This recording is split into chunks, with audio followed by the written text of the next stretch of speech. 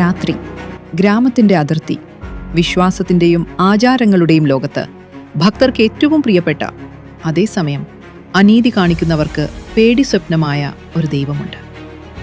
കയ്യിൽ വാൾ, കണ്ണുകളിൽ തീ പോലെ ജ്വാല. ഗ്രാമത്തിന്റെ അതിരുകൾ കാത്തുനിൽക്കുന്ന ഒരു ശക്തി. നീതി കാത്തുസൂക്ഷിക്കുന്നതും ദുഷ്ടരെ ശിക്ഷിക്കുന്നതുമായ ഒരു അതിശക്തമായ കാവൽ ദൈവം. ദേശത്തിന്റെ അതിരുകളിൽ കാവൽ നിൽക്കുന്ന അധർമ്മത്തിന് പേടി സ്വപ്നമായ അജയ്യനായ കാവൽക്കാരൻ. അവനെ ചിലർ കറുപ്പസ്വാമി എന്ന് വിളിക്കുന്നു, മറ്റു ചിലർ കറുപ്പരായൻ എന്നും. എന്നാൽ അത്ഭുതം അതല്ല. നമ്മുടെ നാട്ടിലെ ഈ ഗ്രാമദേവൻ കടൽ കടന്ന് ലോകത്തിന്റെ മറുവശത്തെത്തിയപ്പോൾ അവിടെയുള്ളവർ അവനെ വിളിച്ചത് സംഘാനി ബാബ എന്നാണ്. ലോകത്തിന്റെ മറുവശത്ത് ഒരു ഗ്രാമദേവൻ എങ്ങനെ കടൽ കടന്ന് ഒരു ആഗോള ശക്തിയായി മാറി? പുരാണങ്ങളിൽ ഇടമില്ലാത്ത, എന്നാൽ ജനമനസ്സുകളിൽ സിംഹാസനമിട്ടിരിക്കുന്ന ഈ കാവൽ ദൈവത്തിന്റെ രഹസ്യം എന്താണ്? കറുപ്പ് സ്വാമിയുടെ നിഗൂഢമായ ലോകത്തേക്കും അതിശയിപ്പിക്കുന്ന ഐതിഹ്യങ്ങളിലേക്കും നമുക്കൊന്ന് കണ്ണോടിക്കാം.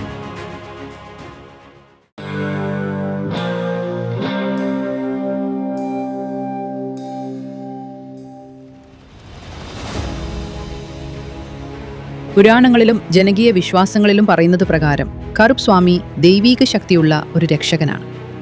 ചില കഥകൾ പ്രകാരം അദ്ദേഹം ശിവഭഗവാന്റെ ദൂതനായി എത്തിയവനാണെന്നാണ് വിശ്വാസം.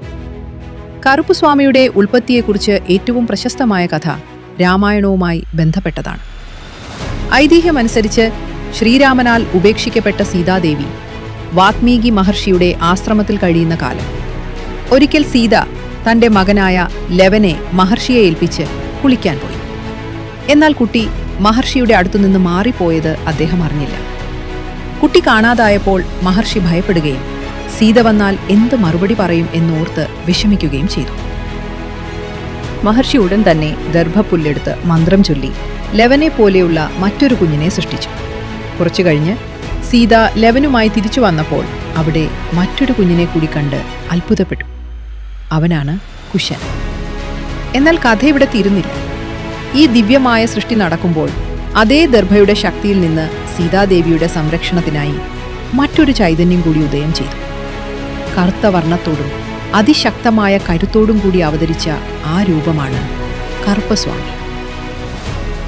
ലവനും കുശനും അയോധ്യയിലേക്ക് മടങ്ങിയപ്പോൾ തന്റെ അമ്മയെ വനത്തിൽ സംരക്ഷിക്കാൻ നിന്ന ആ മൂന്നാമത്തെ ശക്തിയെ ശ്രീരാമൻ, നീ എന്റെ കുലത്തെയും ധർമ്മത്തെയും കാക്കുന്ന കറുപ്പനായി വാഴട്ടെ എന്ന് അവനെ അനുഗ്രഹിച്ചു. അതുകൊണ്ടാണ് ഇന്നും തമിഴ് ഗ്രാമങ്ങളിൽ കറുപ്പിനെ സീതൈ മകൻ എന്ന് സ്തുതിക്കുന്നത്. കഥകൾക്കും അപ്പുറം ചരിത്രകാരന്മാർക്ക് മറ്റൊരു നിരീക്ഷണമുണ്ട്. 16 മുതൽ 18 നൂറ്റാണ്ടിലെ നായ്ക്കരുടെ കാലത്ത് ഗ്രാമങ്ങളെ സംരക്ഷിച്ചിരുന്ന പാളയക്കാർ എന്ന ധീരരായ യോദ്ധാക്കളുടെ ദൈവീകരണമാകാം കറുപ്പ് സ്വാമി. അതുകൊണ്ടാണ് ഒരു സാധാരണ ദൈവത്തേക്കാൾ ഒരു യോദ്ധാവിന്റെ ലക്ഷണങ്ങൾ ഇദ്ദേഹത്തിൽ നാം കാണുന്നത്. നീതി നടപ്പാക്കാൻ എപ്പോഴും യുദ്ധസജ്ജനായി നിൽക്കുന്ന കാവൽക്കാരൻ. മറ്റു ദൈവങ്ങളിൽ നിന്ന് തികച്ചും വ്യത്യസ്തമാണ് കറുപ്പ് സ്വാമിയുടെ ആരാധന. അദ്ദേഹത്തിന് ഗോപുരങ്ങളോ മതിലുകളോ ഉള്ള ക്ഷേത്രങ്ങളില്ല. മറിച്ച് ഗ്രാമത്തിന്റെ പ്രവേശന കവാടത്തിലാണ് അദ്ദേഹത്തിന്റെ സ്ഥാനം. ഈ ഗ്രാമത്തിലേക്ക് ഒരു ദോഷവും ഞാൻ കടത്തിവിടില്ല എന്ന സന്ദേശമാണിത്. ശബരിമലയിലെ കറുപ്പസ്വാമി നട ഇതിന് വലിയൊരു ഉദാഹരണമാണ്. കറുപ്പസ്വാമിയുടെ ഈ ശക്തമായ സാന്നിധ്യം അനുഭവിക്കാൻ കഴിയുന്ന അനേകം പുണ്യസ്ഥലങ്ങൾ ദക്ഷിണേന്ത്യയിലുണ്ട്. അവയിൽ ഏറ്റവും പ്രധാനം മധുരയിലെ അഴകർ കോവിലാണ്. ഇവിടെയുള്ള 18 പടി കറുപ്പസ്വാമി അതിശക്തനാണെന്നാണ് ഭക്തരുടെ വിശ്വാസം. ക്ഷേത്രത്തിന്റെ വാതിൽ തുറക്കുന്നതിനും അടയ്ക്കുന്നതിനും മുൻപ് കറുപ്പസ്വാമിക്ക് പ്രത്യേക പൂജകൾ ഇന്നും നടന്നു വരുന്നു.